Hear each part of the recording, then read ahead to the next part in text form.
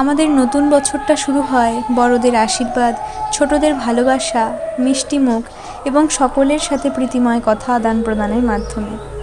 কিন্তু এক ভক্তের মনে সদাই অভিলাষ থাকে যে তার নতুন বছরের প্রথম দিনটা যদি ভগবানের গুণকীর্তন শুনতে শুনতে, নাম শুনতে শুনতে শুরু হয়, তার চেয়ে ভালো আর কিছুই হতে পারে না।